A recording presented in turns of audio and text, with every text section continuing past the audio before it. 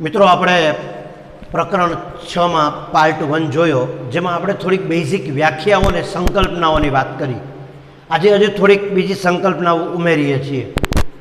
આપણે ખૂણાના બેઝિક પ્રકાર જોયા, ખૂણો કેવી રીતે બને છે એની વાત કરી. હવે કોટિકોણ. કોટિકોણ એટલે શું? તો કે જે બે ખૂણાના માપનો સરવાળો 90 થતો હોય એને કોટિકોણ કહેવાય. એટલે કે એક ખૂણો જાણતા હોય તો બીજો મળી જાય, કારણ કે બંનેના માપનો સરવાળો 90 થવો જોઈએ. તો આપણને કોઈ પૂછે કે 50નો કોટિકોણ કેટલો છે? તો કે 40. 25નો કોટિકોણ કેટલો છે? તો 90માંથી 25 બાદ કરો. મતલબ કે આ બધી વસ્તુ આસાનીથી મળે છે. 65. 30નો કોટિકોણ 60. તો આ રીતે કોટિકોણ એટલે જે બે ખૂણાના માપનો સરવાળો 90 થતો હોય તેવા બે ખૂણાઓને કોટિકોણ કહે છે, જેની વ્યાખ્યા તમે અગાઉ પણ ભણી ગયા છો. હવે પૂરક કોણ. જે બે ખૂણાના માપનો સરવાળો 180 થતો હોય, 180, એ બે ખૂણાને એકબીજાના પૂરક કોણ કહેવાય.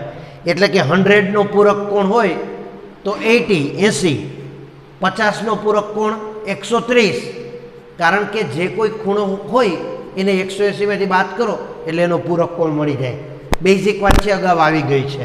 હવે આસન્ન કોણ, આ નવી વાત છે, તો હું તમને ખાસ સમજાવું. પહેલાં તો મિત્રો, ખૂણો બનવા માટે શું જરૂરી છે? તો કે ખૂણો બનવા માટે બે કિરણ જરૂરી છે. બરાબર છે? હવે આસન્ન કોણ એટલે શું? તો કે જે બે ખૂણાઓમાં શિરોબિંદુ સમાન હોય. દાખલા તરીકે હું તમને અહીંયા બતાવું છું, બરાબર ધ્યાન આપજો. નામ પણ આપણે સમજાય એવી ભાષામાં આપી છે. ખૂણો ABC અને આખો ખૂણો ABC છે. પણ હવે હું આસન્ન કોણની વાત કરું છું. આસન્ન કોણ એટલે એવા બે ખૂણા કે જેમાં શિરોબિંદુ સમાન હોય. દાખલા તરીકે આ બી શિરોબિંદુ સમાન છે. ખૂણો ABD અને ખૂણો DBC, બંનેમાં શિરોબિંદુ કેવું છે? સમાન છે. બીજું, ખૂણો બનવા માટે બે ભુજ, બે બાજુ જોઈ. તો જો ABD એમાં BA અને BD બે બાજુ છે. DBC એમાં BD અને BC બે બાજુ છે. તો આ બે ખૂણામાં BD બાજુ કેવી છે? સમાન. તો આસન્ન કોણની વ્યાખ્યામાં બરાબર સમજો. શિરોબિંદુ સમાન હોય, એક ભુજ સામાન્ય હોય, મતલબ કે બેયમાં આવતી હોય. જો અહીંયા આપણે ખૂણો ABD અને ખૂણો DBC, બંનેમાં BD સામાન્ય ભુજ છે, બી શિરોબિંદુ સામાન્ય છે. હવે ત્રીજી શરત કે બાકીની ભુજ સામાન્ય ભુજની સામસામી બાજુએ હોય. આ સામાન્ય ભુજ BD છે, તો એક ભુજ BA આ તરફ છે, BC આ તરફ છે. એટલે કે અન્ય ભુજ સામાન્ય ભુજની સામસામેની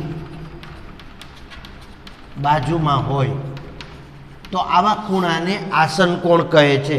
હવે હું એની વ્યાખ્યા આપું.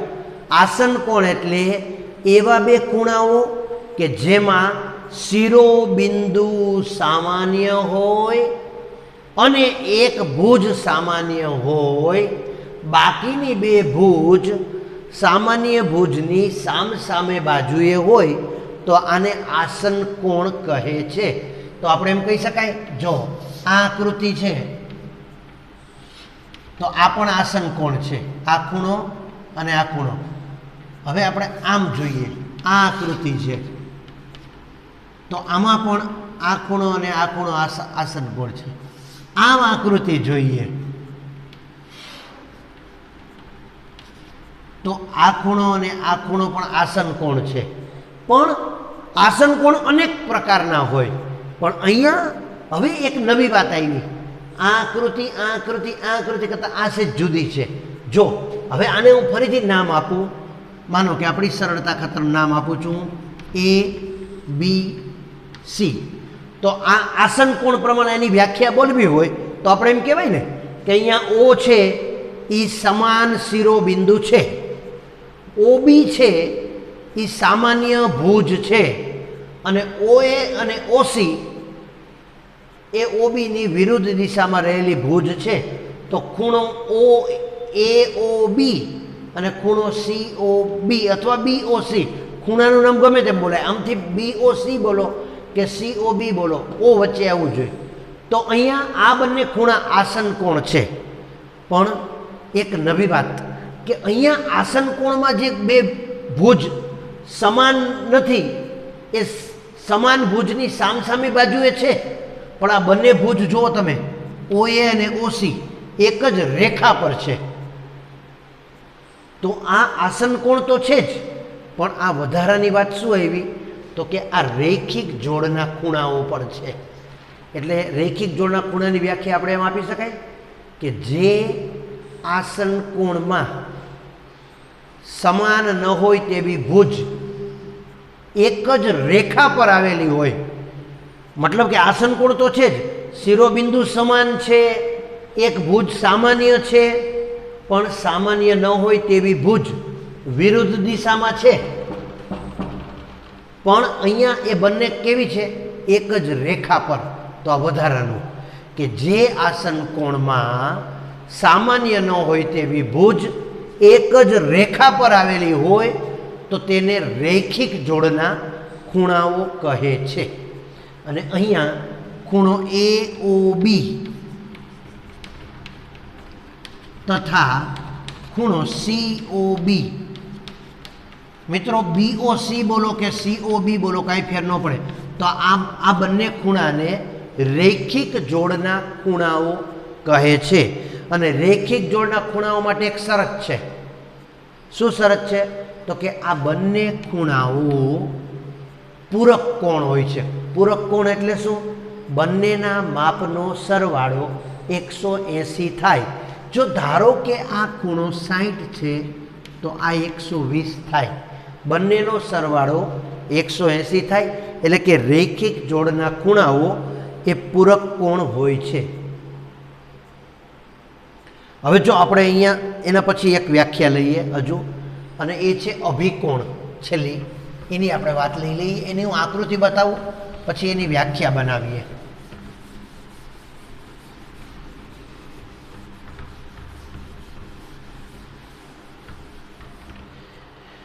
રૈખિક જોડના ખૂણાઓમાં ફરીથી સમજો કે જે આસન કોણ હોય એની સમાન નથી તેવી ભુજ એક જ રેખા પર હોય તો એને રૈખિક જોડના ખૂણા કહેવાય.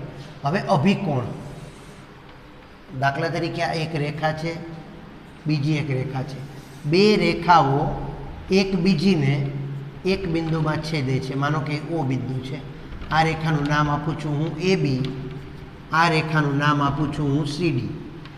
તો બે રેખાઓના એક બિંદુએ છેદવાથી જે ખૂણા બને છે એને અભિકોણ કહેવાય. પણ અહીંયા આપણે એમ કહેશું કે સામાન્ય શિરોબિંદુ ધરાવતા હોય અને દરેક ખૂણાનો એક ભુજ બીજા ભુજ સાથે મળીને રેખા બનાવતો હોય. દાખલા તરીકે જો અહીંયા આપણે વિચારીએ કે આ સામાન્ય શિરોબિંદુ છે, આ ખૂણો છે AOC, તો આનો એક ભુજ OA છે એ આની સાથે રેખા બનાવે છે OB. એવી જ રીતે આનો બીજો ભુજ છે OC, એ આની સાથે રેખા બનાવે છે OD. તો બરાબર સમજો કે સામાન્ય શિરોબિંદુ હોય અને ખૂણાના બે ભુજ છે, એ બંને ભુજ વિરુદ્ધ બાજુએ રેખા બનાવતા હોય. OA તો એ OB સાથે રેખા બનાવે છે, OC એ OD સાથે રેખા બનાવે છે. તો પછી ખૂણો AOC અને ખૂણો BOD આ બંને અભિકોણ કહેવાય. આ અભિકોણની એક જોડ થઈ. એ જ પ્રમાણે તમે અહીંયા જુઓ, OA અને OD, તો OAનું વિરુદ્ધ કિરણ છે OB અને ODનું વિરુદ્ધ કિરણ છે OC. તો આ પણ અભિકોણ છે. એટલે કે આવી રીતે ચોકડી બને ત્યારે સામસામેના જે ખૂણા છે એને અભિકોણ કહેવાય. અને અભિકોણની બે જોડ બને છે. આ એક નંબરનો ખૂણો અને આ 2 નંબરનો ખૂણો. હવે અભિકોણ હંમેશા એકરૂપ હોય. આ પ્રમેય છે, આપણે સાબિત પણ કરશું, પણ અત્યારે આપણે સમજીએ. અભિકોણ હંમેશા એકરૂપ હોય. એકરૂપ એટલે સમાન, એટલે કે આ 2 ખૂણાનું માપ સમાન હોય. હવે જો ગાણિતિક રીતે તો આપણે એને સાબિત કરશું સાબિતી આપીને, પણ અત્યારે નોલેજ ખાતર બતાવું છું. ધારો કે આ ખૂણાનું માપ 60 છે, તો આ પણ 60 હોય, કારણ કે અભિકોણ એકરૂપ છે. હવે તમે જુઓ છો આ ખૂણો આની સાથે શું બનાવે છે, તો કે જો AB રેખા છે, AB રેખા છે, OC સામાન્ય ભુજ છે, તો આ બંને આસન કોણ છે, અને આસન કોણમાં પાછા એક જ રેખા પર બનતા ખૂણા, એટલે રેખિક જોડના ખૂણા છે. તો રેખિક જોડના ખૂણા તો પૂરક હોય, તો આ 60 હોય, તો આ 120 હોય. હવે એ જ પ્રમાણે અહીંયા જુઓ, આ રેખા AB છે, આ સામાન્ય ભુજ છે, તો આ ખૂણો 60 હોય, તો આ 120 હોય. ફરીથી આ 2 સરખા થઈ ગયા. એટલે કે અભિકોણમાં સામસામેના ખૂણા સરખા હોય અને પાસેના ખૂણા પૂરક હોય. પાસેના ખૂણા પૂરક શું કામ હોય? કારણ કે એ રેખિક જોડના ખૂણા છે. સામસામેના ખૂણા અભિકોણ છે, માટે એ સમાન હોય, અને પાસેના ખૂણા છે એ પૂરક કોણ હોય. તો આ રીતે આપણે અભિકોણની વાત પણ આપણે લઈ શકાય. જો હવે આપણે મેં તો વાત કરી એ પ્રમાણે કેટલીક સંકલ્પનાઓ અને ખાસ કરીને કેટલાક પ્રમેયો આપણે સમજી લઈએ તો આપણે સ્વાધ્યાય આસાનીથી ગણી શકીએ. અહીંયા આપણને સ્વાધ્યાય 6.1, આમાં દરેક દાખલામાં આકૃતિ હશે, સમજૂતી હશે, એટલે થોડીક ચોકસાઈ રાખશું, કાળજી રાખશું. અને શક્ય હોય તો આ વિડીયોને સ્ટોપ કરતા જાજો, પુસ્તક બાજુમાં રાખજો, સમજતા જાજો. ઓછામાં ઓછો 2 થી 3 વખત વિડીયો જોજો તો તમને સમજાશે. Okay, all the best. સ્વાધ્યાય 6.1 પહેલો દાખલો. આપેલી આકૃતિમાં, એટલે રકમમાં આકૃતિ આપેલી છે, રેખા AB અને રેખા CD ઓમાં છેદે છે. જો રેખા AB અને રેખા CD ઓમાં છેદે છે, આ રકમમાં આપ્યું છે. જો ખૂણો AOC વત્તા ખૂણો BOE, એટલે કે આ બંનેનો સરવાળો 70 હોય, તથા ખૂણો BOD એટલે આ ભાગ 40 હોય, તો ખૂણો BOE એટલે કે આ ભાગ, તથા ખૂણો COE નો વિપરીત. તો COE નો વિપરીત એટલે પહેલાં COE શોધી લેવાનું, અને વિપરીત કોણ મેં સમજાવ્યું હતું, 360માંથી આપેલો ખૂણો બાદ કરવાનો. ઓકે, તો આપણો ટાર્ગેટ છે BOE શોધીએલી, COE શોધીએ. COE મળી જાય પછી 360માંથી બાદ કરીએ. સારું, તો પહેલાં BOE શોધવો છે. તો AOC અને BOE નો સરવાળો 70 છે, તો AOC મળી જાય તો BOE મળી જાય, કારણ કે 70માંથી AOC બાદ કરી દો. હવે AOC છે આકૃતિમાં જુઓ, એ BOD જેટલો છે, કારણ કે બંને અભિકોણ છે, તો BOD તો 40 આપ્યો છે. પહેલાં હું મોઢે કહું છું, તો BOD 40 છે, તો AOC 40 છે. હવે AOC ને BOE નો સરવાળો 70 છે, આ 40 છે, તો આ કેટલો હોય 30, એટલે કે પહેલો જવાબ મળી ગયો. હવે આ આખો ખૂણો 180 છે, એના 3 ભાગ છે, AOC, COE અને BOE. આ ત્રણેયનો સરવાળો 180 છે, એમાંથી આ 2નો સરવાળો 70 છે, તો 180માંથી 70 બાદ કરો તો પાછળ બેઠા 110, એટલે COE 110 છે, અને COE 110 હોય તો એનો વિપરીત 360 માઇનસ 110 250 હોય. તો દાખલો તો મોટે થઈ ગયો, પણ હવે ચાલો આપણે લખીએ. તો પહેલું કામ, AOC અને BOD આ બંને અભિકોણ છે, એટલે પહેલો મુદ્દો આપણે આમ લખશું, આકૃતિ પરથી જોઈ શકાય કે ખૂણો AOC બરાબર ખૂણો BOD. શા માટે બંને સમાન છે? કારણ કે બંને અભિકોણ છે, બંને અભિકોણો, અને અભિકોણ સમાન હોય. પણ હવે આપણે જાણીએ છીએ કે આપણી પાસે રકમમાં BOD તો આપ્યો છે, જો BOD 40 છે તો પછી AOC પણ 40 હોય, એટલે આપણે લખશું પરંતુ ખૂણો BOD બરાબર 40, તેથી ખૂણો AOC બરાબર 40 થાય, કારણ કે બંને સમાન છે. હવે પક્ષ એટલે કે રકમ.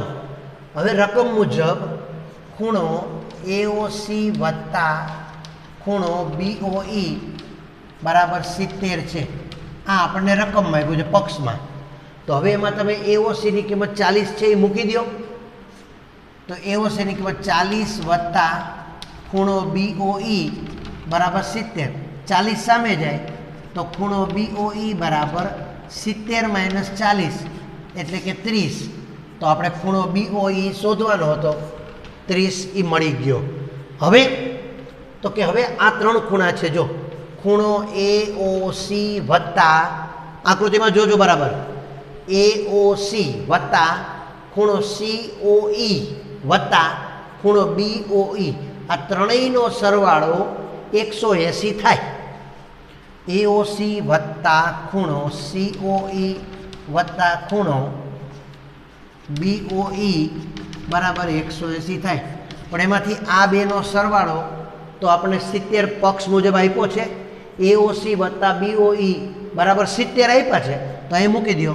70 વત્તા ખૂણો COE બરાબર 180. 70 એમાંથી બાદ કરો, તેથી ખૂણો COE બરાબર 110 થાય. તો COE મળી ગયો. પણ આપણે COE નથી જોતો, એનો વિપરીત જોઈએ છે.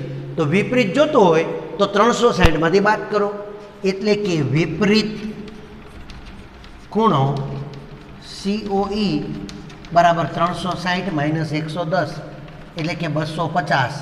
એટલે કે વિપરીત ખૂણો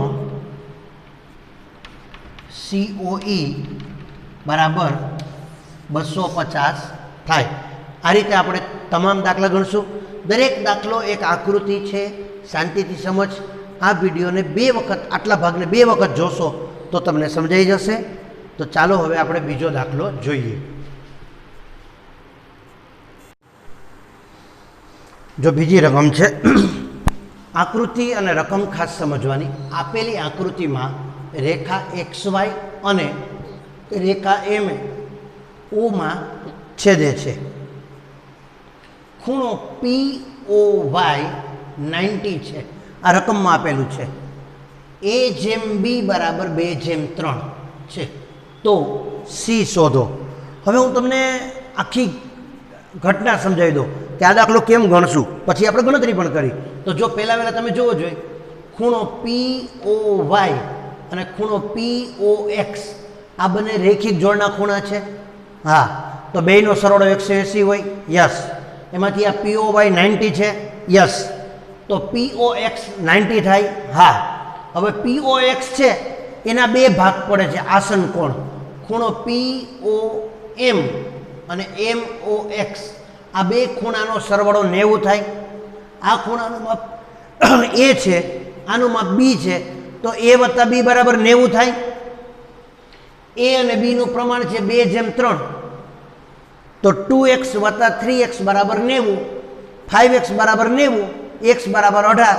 એટલે આ ખૂણો 2x એટલે 18 દુ 36 અને આ ખૂણો 18 તેરી 54. હવે B મળી ગયો.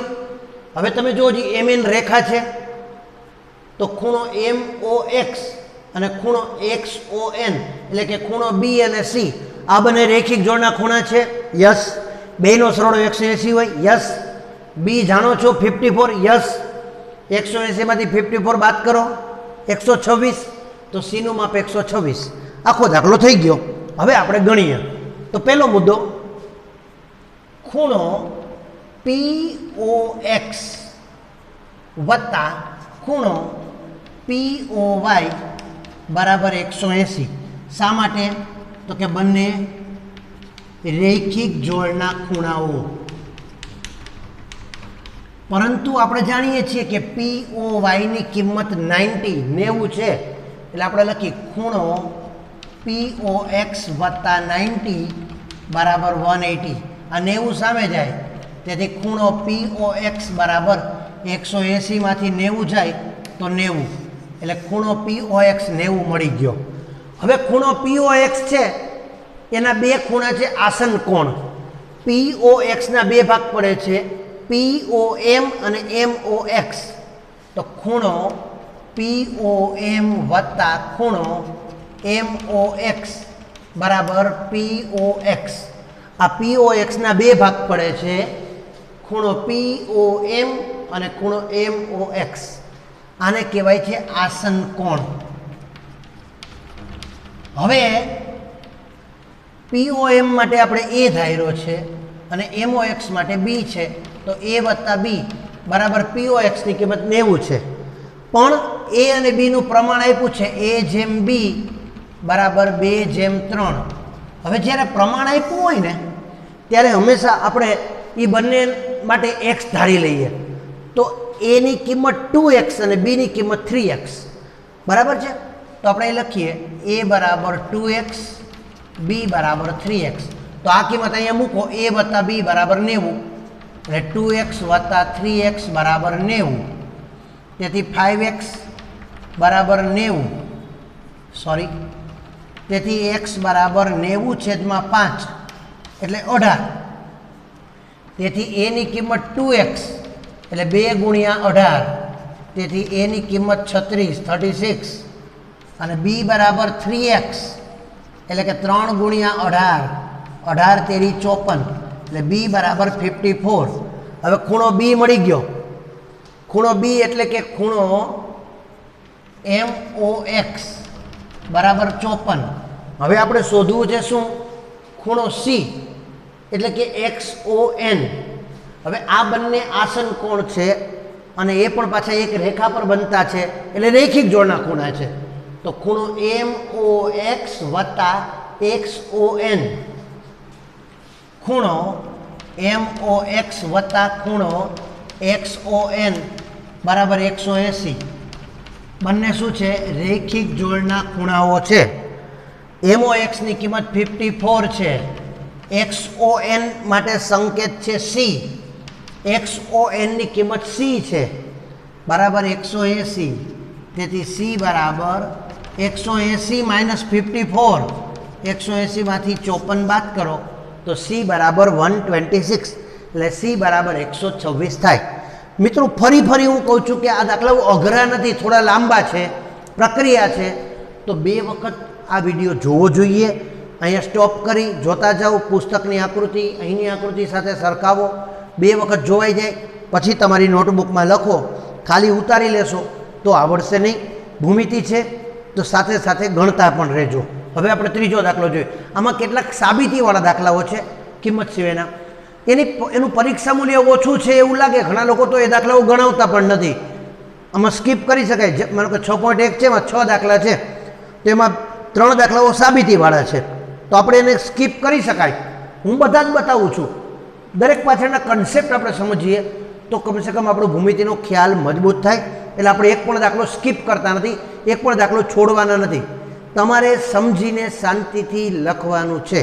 તો ચાલો આપણે આગળ વધીએ. Thank you.